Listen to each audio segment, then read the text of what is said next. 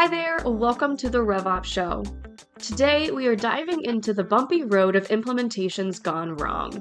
We're pulling back the curtain on real-life programs we've been a part of where things didn't go as planned. More importantly, we're sharing what we learned and how you can avoid those same mistakes. So grab a seat and maybe a snack and learn from our stumbles because sometimes the best teacher is failure. Let's get into it.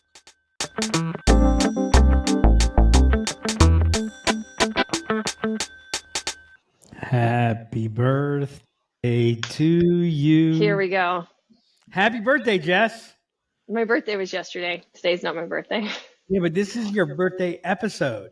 This is my birthday episode. This is your birthday episode. Doesn't get any more exciting than this, does it? So exciting. Jess, your loyal listeners are excited for your 40th birthday. Yeah, it's a new decade. Was I not supposed to let everybody know that it was? Yeah. We're in a new bucket. I'm in a new age range. Well, you know what they say, 40 is the new 11. Apparently. According to Ali Wong, 40 is your prime. Did you know that 40 is 11 in Scrabble? Is only 11 in Scrabble? I did know that. Someone told me that. Earlier this week. And new ritual for our what do you call a movie star? Oh, we already did that one. Boo. Boo. Of all the inventions, dry erase boards have to be the most remarkable. Ba-dum-bum. The gift that keeps on giving. Ta-da! Jess, it's like starting over. We're starting over. We are. Although I guess this is probably not episode 101. It's probably not. No. I don't think that's the order that we're going in. Well, I should probably know this, shouldn't I? I should be more organized. I don't know what it is either, because that's Hannah's job. Okay, Hannah's responsible. Let's get our production team in order. How am I supposed to sound smart if my production team isn't telling me everything that I'm supposed to say? Oh, it's a Friday, folks. It is a Friday. If you leave it to my own devices, what am I going to do? So what are your thoughts on James Gorman, new chairman of Disney? I don't know. I don't know how I feel. I mean, it's the end of an era. Again. Well, you're an Iger hater, left. Right? Yeah, I'm torn on Iger. I'm not an Iger hater. I'm just of like two minds about Iger and very torn. Shouldn't have read Disney or. So you're pulling for Josh D'Amaro, right? Oh, I love me some Josh D'Amaro. But he gave the Disney adults. On him to be CEO? I would love for him to be CEO, but he gave the Disney adults what they want. That's like. You know why you know what the number one barrier to him being CEO is? What? Bob Chapek. Yeah, that's true. It'd be hard to take somebody from Parks again. Yeah, because Chapek did such a horrible job. So I read something about the new Fastlane pass that's like $1,000 or something. It's not $1,000. It is, I believe, at Disneyland it is $400. At Disney World, it ranges from $150 to $425, depending on the day and the park. It's obscene, and I blame Universal. And you're buying it? No, okay. Actually, no. Remember, my goal is to optimize the park, so like that actually takes out the gamification of me figuring out how to ride all the rides within a period of time. I blame Universal because they charge an obscene amount for their fast pass, and they don't charge that much, but it is the Universal model of a fast pass. Now, does this mean that you can register for more than one ride at a time on this ridiculously So the way I understand that it works, I haven't actually seen somebody use it, so don't quote me on this, but you can show up and just scan. So you're not booking. You show up and you get on the ride. You can do it once on every ride, but you can skip the line. Only once? Only once. Yeah. For $400? Which is ridiculous. Like that's actually the part that I'm most upset about. If you could let me, if I just want to do this ride, I just want to get off this ride and come right back on, and I just want to do You that all can't. day, I should be able to. Which I do, which makes no sense. Like I should be able to ride Haunted Mansion over and over again with no line if I want to, if I'm paying $400. Like that's just a lot of people would ask, why do you want to? where people should use it is on the It's a Small World ride. That ride has a long wait in Disneyland for some reason. I don't understand why. The ride's still there, right? Both parks, yeah. All the parks that Small World is in, it's still there. Yeah. No, I think it's ridiculous. It's also partly on the because day you did Disney without me, did you guys do It's a Small World? We did, because Ash had never ridden it, and it's a rite of passage. I mean, I felt obligated to have her ride it, because you can't. Had she been to Disney before? She's been to Disney and she's never ridden it. I don't understand. I told her that means she hadn't been until she went with me, because that doesn't count. I thought, isn't that you go through the entrance and you're it puts you right on to It's a Small World. Yes. You can't even get into the park. It's like going and not riding Dumbo. I just don't. Did you guys do Dumbo? We did Dumbo. Okay. Yeah, we did Dumbo. I have to ride Dumbo every time. That is truly a rite of passage. That was the first ride that we rode growing up. Because it used to be in the front of the park. Did you ever have tickets for rides, or has it always been the e-tickets, baby? Those were the best ones. Those were the days. Those were the days. All right, Jess, what are we talking about today? I apparently wanted to upset you on a Friday.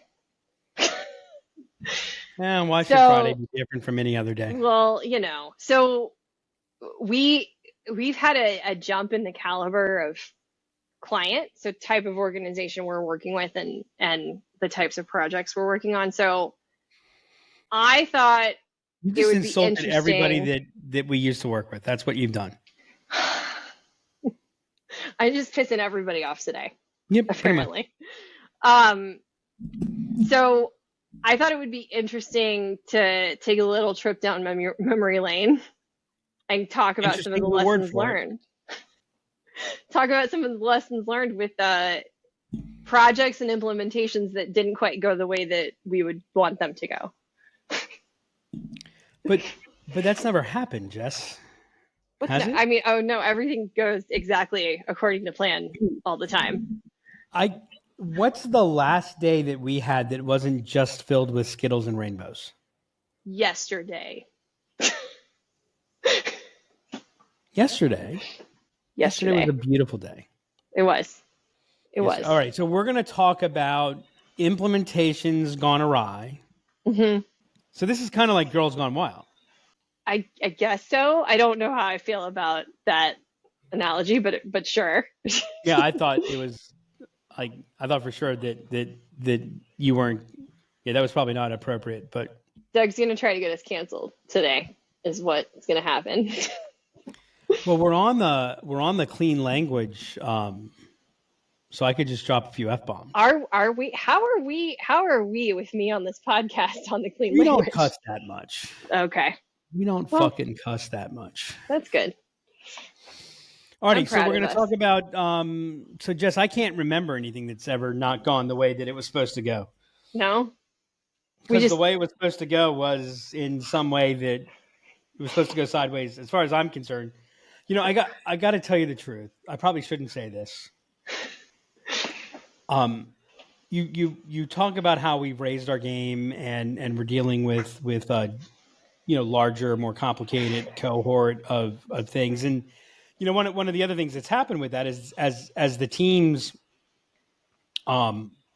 developed and I'm not as involved in things. Like we do things now that I don't really know how we do them. Like I don't understand the details behind what we're doing on how we do them. Yeah. And there are times where I'm laying something at it and I'm like, can we really do that? Yeah. Same. I mean, we make sure like I'm not saying that we can do it when we can't, but it's a weird feeling for me having been involved in the breadth and depth of things that we've done. And then especially when the team member is running the call and I'm like, they can't run this like you can't Yeah, I know. Well, they have no idea. And then lo and behold. Yeah, you and I have the same brain on this because I have the same feeling increasingly. It's as you. That's why they say, you know, the difference between a used car salesman and a high-tech salesperson is, don't you? What? At least the used car salesperson knows he's lying. There it is. So I do want to, before we dig in, I do want to say what we're going to talk about applies if you're a service provider, if you're using a service provider, if you're just doing this yourself. So we're talking about it from our standpoint of being the service provider, but I think what we're going to talk about applies across the board. All right.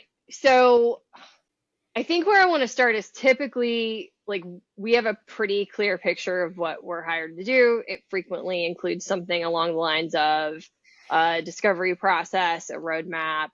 A lot of what we're going to talk about is attached to some form of implementation, or fixing an implementation. Isn't everything we're talking about related to implementing or managing the ongoing element of CRM? So this is all about. Yeah, it is. We're not getting into we're not talking about all the screw ups we've had around performance. We don't screw up around performance.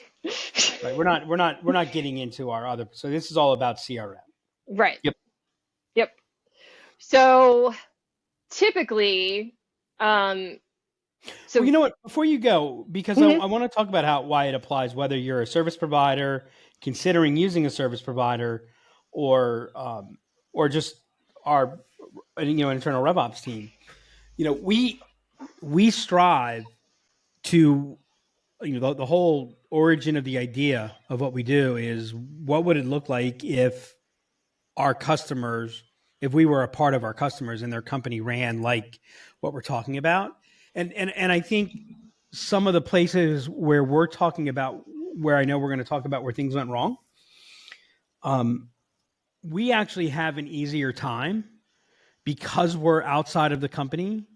And so, like, when we're not getting that, there's a couple key places where things go wrong. And I think that like, really, and by the way, this is where things go wrong on any new initiative.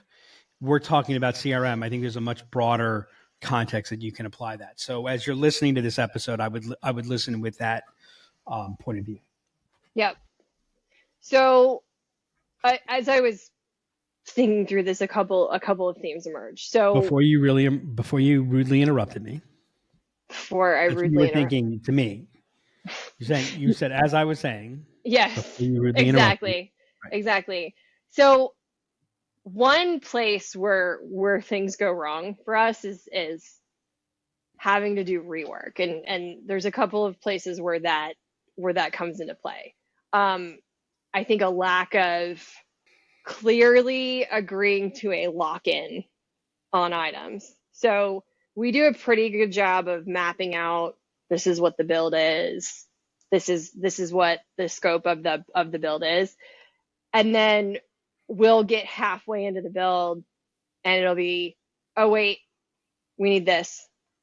Oh wait a second, that's actually X is actually Y. Oh, we also need this. And so it's either changing what we originally sought out to do or adding on to what we originally sought out to do. And that's why lock-in's really important, and also having a backlog. So the add-on piece, if you've got an implementation that you have very clearly laid out what that launch is, you shouldn't be adding a whole bunch of new onto, because that is where things start to get unwieldy. And the more you do that, the further you get away from what we call the plot, and things can go off the rails. So I think this is where you get to a really interesting hard place, because what service providers do is they lock in with like, they do a hard lock-in. Like, let's apply this to a non-CRM. Let's apply it to creative. What a creative agency does is they say, you get 2 versions of, and that's always bothered me. Yep. Right. Well, why only 2 versions? right? Why not one version, right? Like there's this arbitrary nature. And so the difficulty is, you can't, I think two things happen when you get into the build, and they begin to emerge when you're about half or 2/3 through it. One is, in a good process, and it's funny, this is gonna sound really egotistical. I think a lot of providers don't have the problem to the level that they don't have to manage the level of problem that we do here, because their process isn't that good. In that our clients, and in a good process of implementing your CRM, you're learning about your business so much. And so you become aware of gaps that you didn't even conceive of before. And when you get about a third, a half, 2/3 into the build, some of these things are beginning to emerge. You're beginning to see your first points of data, and you go, oh my God, that's totally screwed up. Or someone says, look, our data's kind of screwed up. Our data's not going to be all that good. Yep. And we laugh about it. But then the data's really not good. Right. And now you're staring at it. And so you feel like things have gotten worse. You feel worse. Right. Remember Mike Volpe, when he was at HubSpot, he was doing something.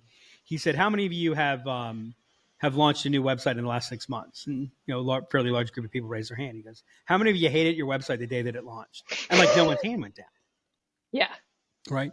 And one of the reasons is, by the time you launch your website, you've been working on it for so long. What you have is you're in a different place. Right. So I think that's one of the places where, that's the stuff you have to avoid. Yeah. Right. That's where you get into endless loops. The other challenge is, it's a very fine line between fixing something that's not working, fixing something that's broken, and improving on the idea, on iterating. So it's a very fine line between fixing version 1.0 and moving to, easily to 1.1 or even to 2.0. So it's funny you bring that up. We were talking about this morning. So we have a large, complex implementation that we're working on right now. And I am hyper aware of, and what they're looking to do is they want to move from the system that they have into HubSpot, and they want parity. And I am laser focused on that right now, because I know if we go 1 degree to the right, that could cause 2 degrees, and we're off. So being crystal clear on that is important. I think you're being a little bit unfair to yourself, because I know how you actually operate. Because you can't launch the new and just have feature parity. Sure. There has to be a couple of wins. Sure. But again, so the challenge is, it's not as simple as saying, okay, this is locked in. There still has to be a level of flexibility and adjustment that goes into it. But I think what it comes down to is, it's why complete.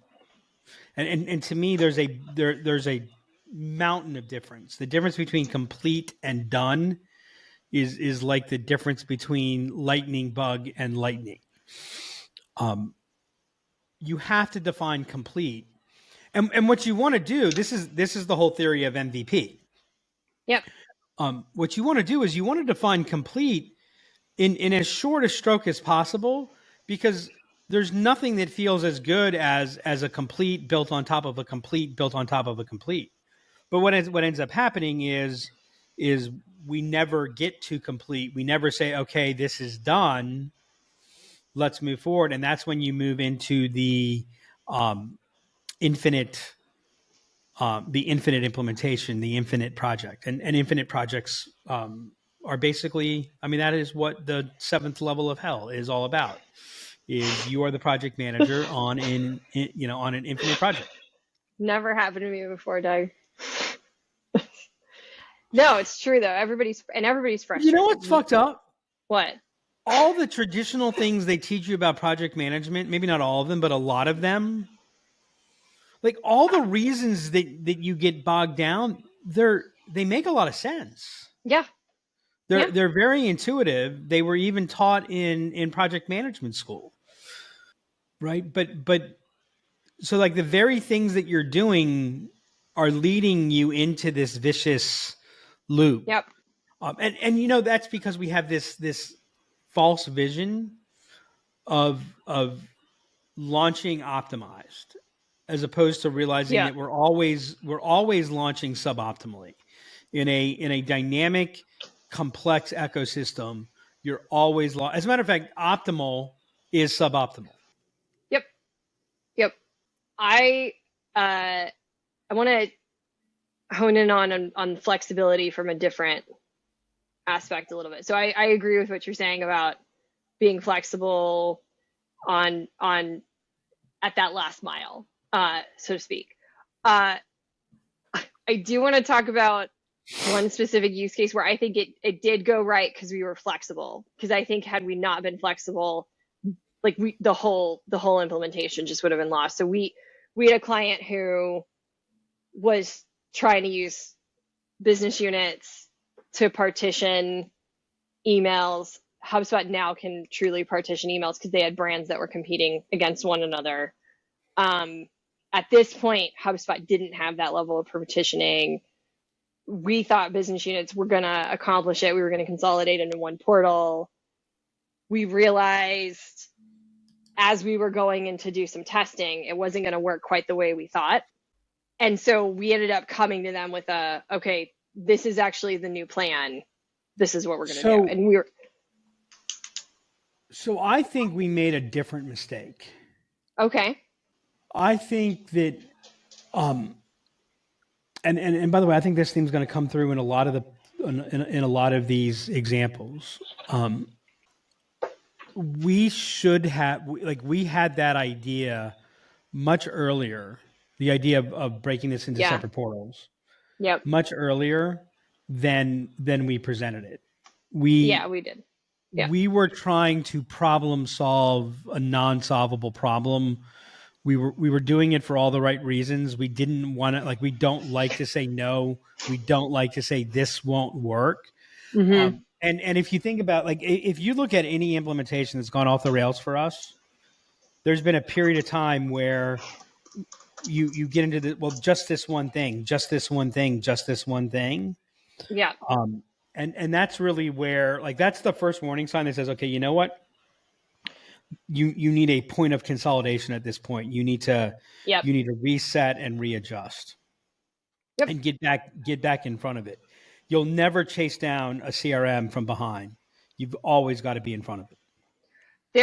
There's another aspect of what I think went wrong on that specific one. It's been our battle cry over the last 6 months, which is we didn't have user stories, and we're in a very similar implementation right now with the partitioning.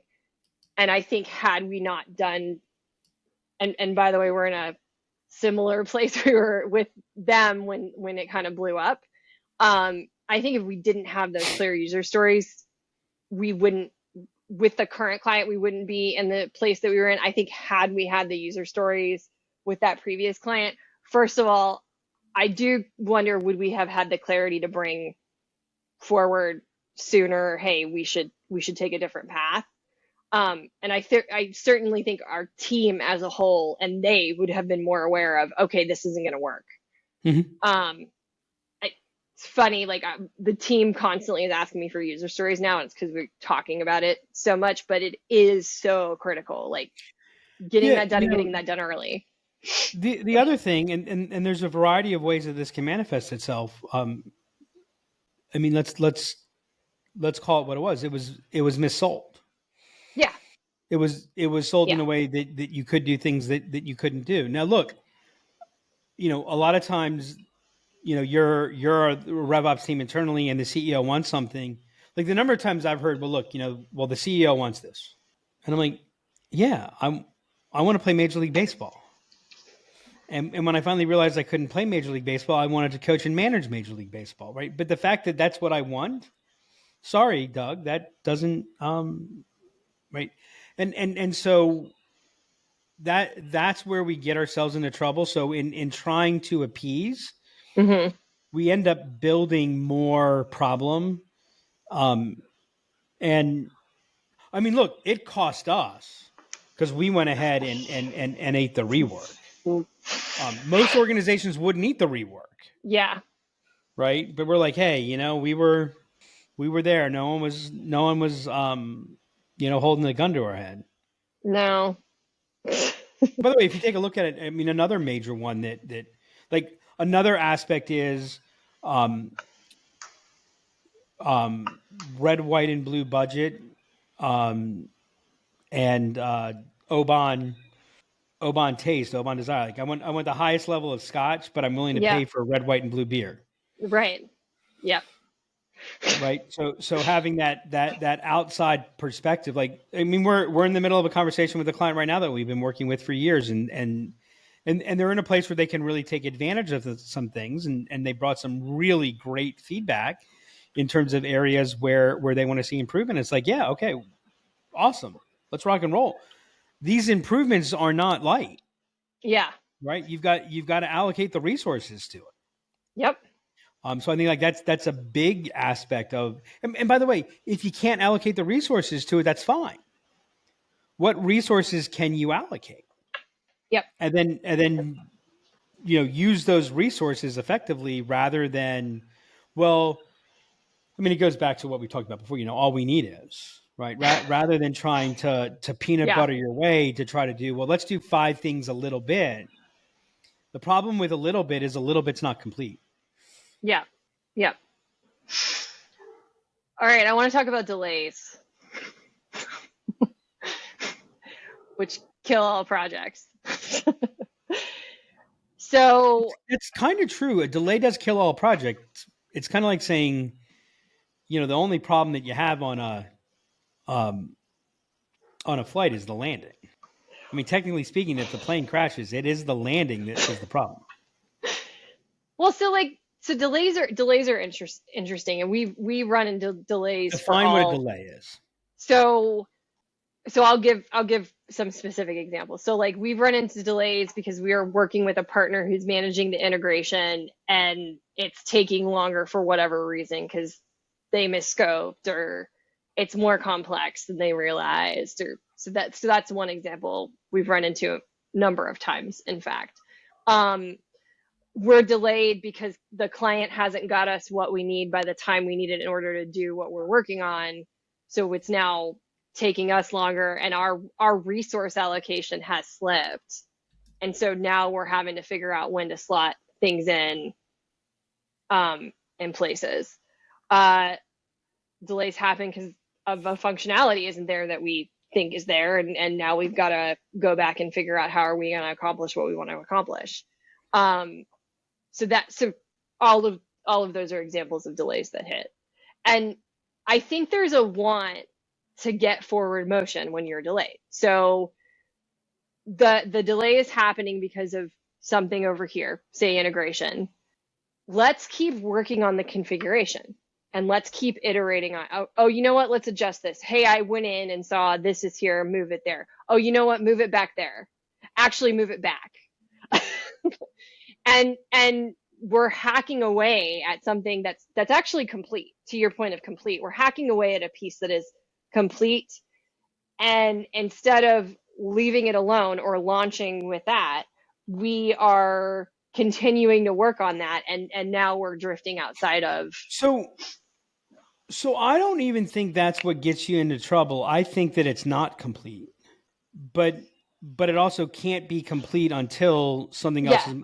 So like, you know what? We don't have the data the way we need the data, or there's a business process implication, and you know what? We need to figure out how we want to handle the business process before we can move forward. And so the real, you know, for a very short period of time, you can continue working on things while that's happening.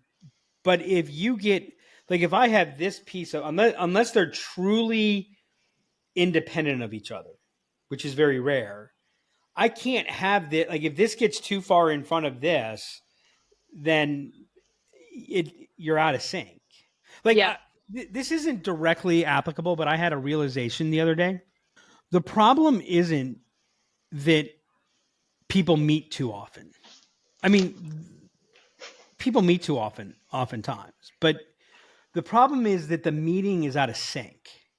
So if you meet weekly about something that has a monthly rhythm to it, what ends up happening is that meeting out of sync leads to more meetings, and the meetings are useless, and you're now in conflict with your rhythm. Yeah. That's where it creates problems. So there comes a point in time, let's say rather than delay, there comes a point in time where there's a block. Yep. Right. And so we can't, the project is whole. Yeah. This is a project. Yep. Right. We're not going to be able to bring this project. I think that's the place where I don't want to give the ending away. I want you to be able to deliver the climactic recommendation. So what do you do when you're blocked? So you pause. What does that mean? So you complete as much as you can complete within what you've defined. And once I don't agree with that. You don't? Okay. No. Again, because that's where I think you begin to get out of sync. Okay. Like I think if you're blocked and you're working on something for more than, like, once you get 2 to 3 weeks from. I agree with what you're saying. Sorry. Yes. Right. I agree with you. Yes. Yeah. Right. Because we could. Well, let's go ahead. Well, let's add the automation. Right. Yep. This kills us every time, man. So yeah, I think there's a time frame. I would say it's 1 to 3 weeks, depending. And then you have like hard pause. So like we actually are doing this right now, having learned from the implementation where we did not do this. And by the way, that dragged on, would you say like 4 to 6 months, Doug? Where we should have like just been on hold with the configuration work. It was an integration that, Yeah. So go on. You finish what you're saying. So it's like, okay, nobody's touching anything. We're on pause until we get 1, 2, and 3. Once we have those things, then we'll reactivate.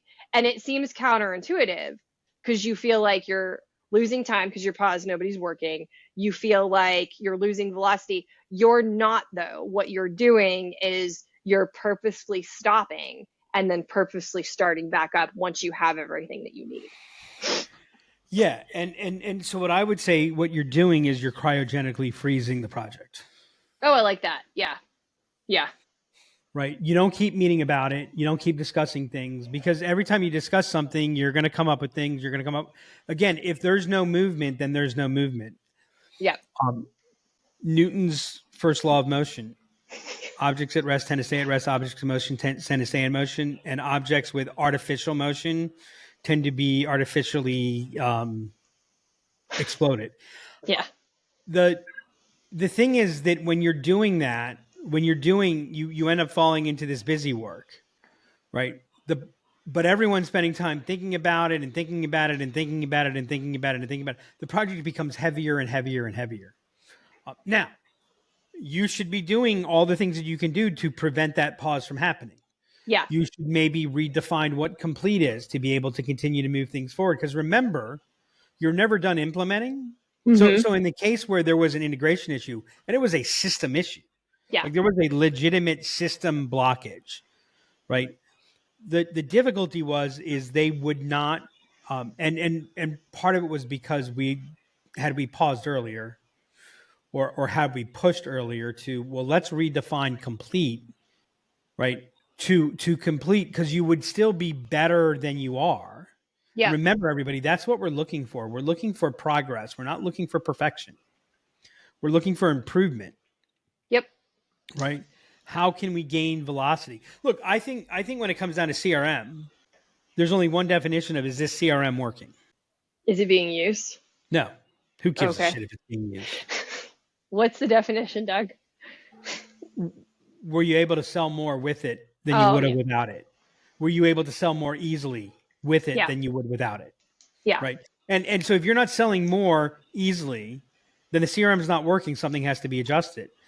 How do you know if this iteration improved? Did iteration 3 enable you to sell more than iteration 2? Did it make it easier? Did it save time? Like it's a pretty clear perspective. And so when you get stuck or you get bogged down into, well, it doesn't have this function. Well, guess what? You don't have that capability right now. And now you're letting 17 other things not progress. Yep. Right. And so if you're going to keep moving forward, then what you've got to decide is that, you know what, we're going to decouple. We're going to do a conscious uncoupling. Yep. Right. Now, by the way, if you're working with an outside provider, that doesn't have to change the scope. So actually, I have something attached to this. I'm dealing with it in 3 different cases right now. And where we talk about scope, right?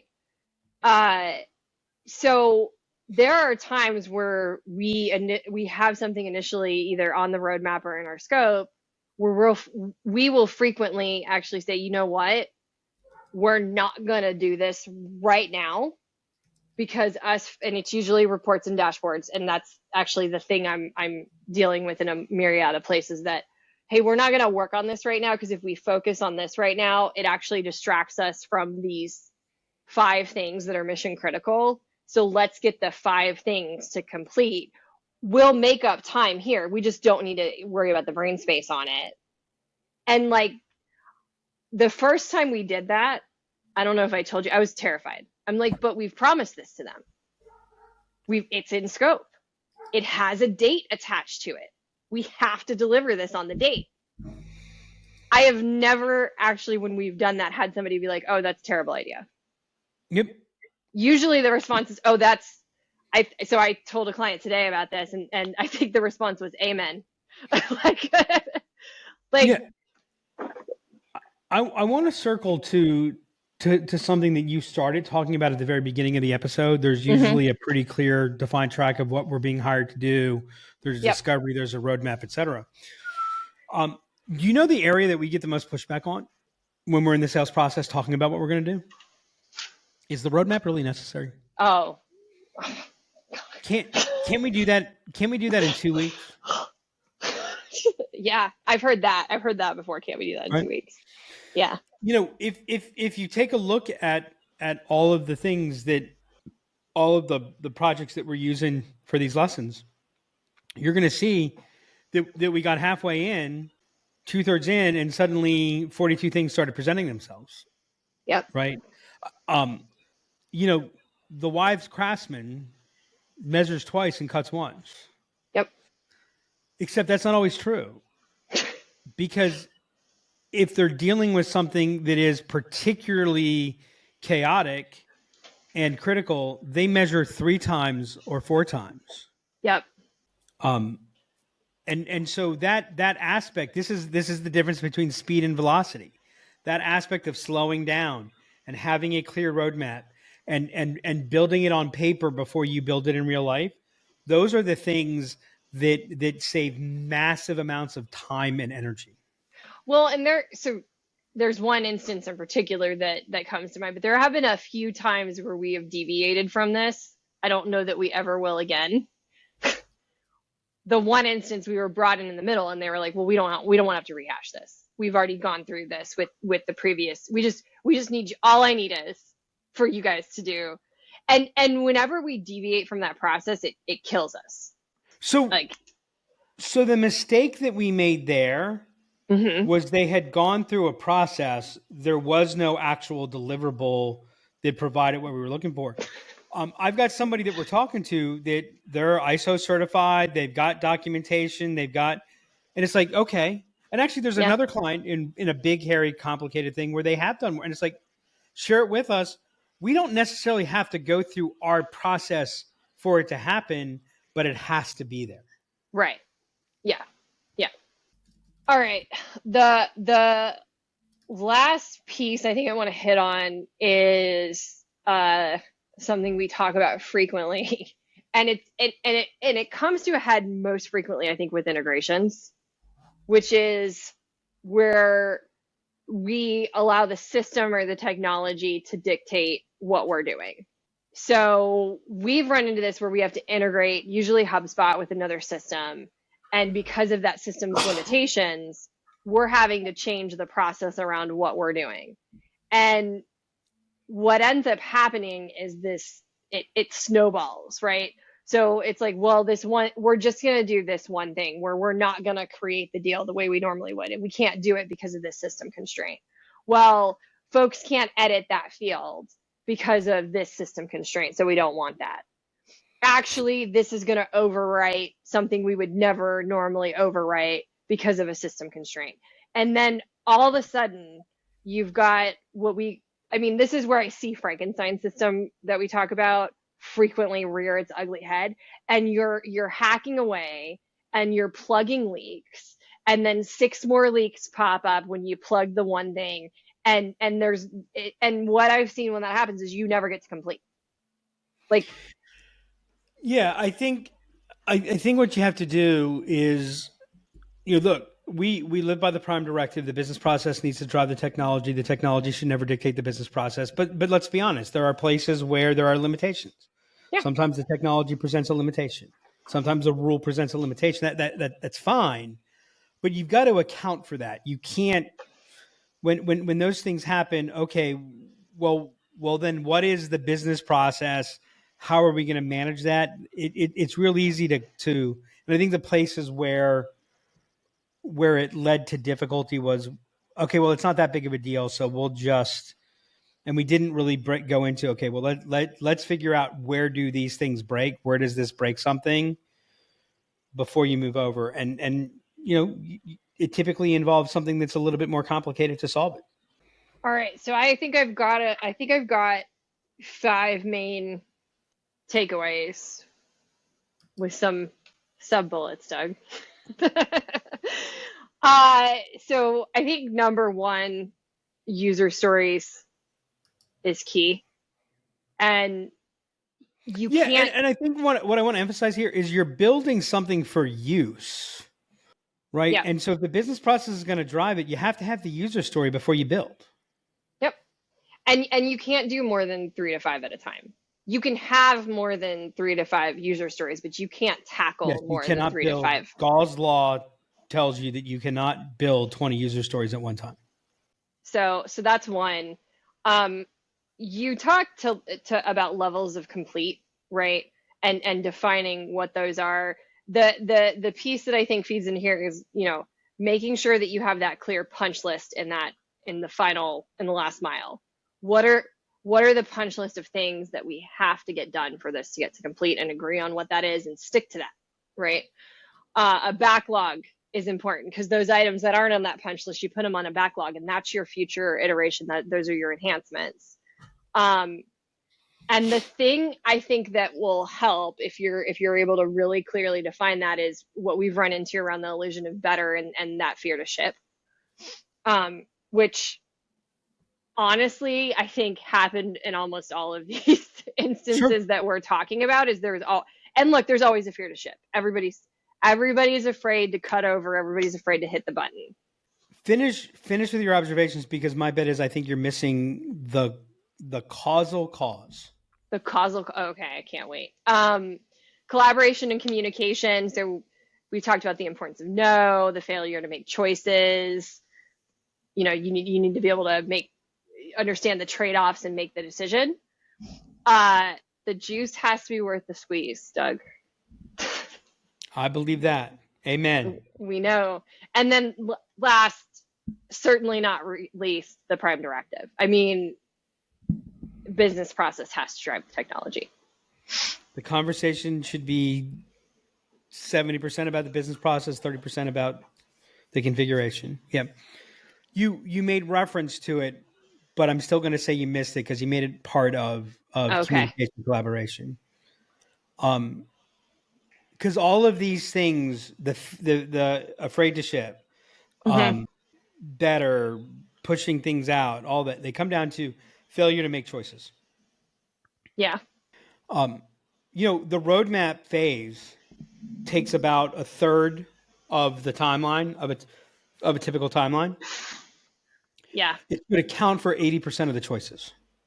Well, and I actually had it in my mind for me, it takes 80% of my brain power. And I'm not even the one frequently making the decisions, but for me, all of the work is on the front end. And that's by design, right? You want to have that clear so you can rock and roll coming out of if you make the choices and you define, which is defining what complete is in the first third, then you're able to get there, because that is the trade-off, right? That is the that is the fulcrum that turns the stick into a lever, right? You've got to make the choices.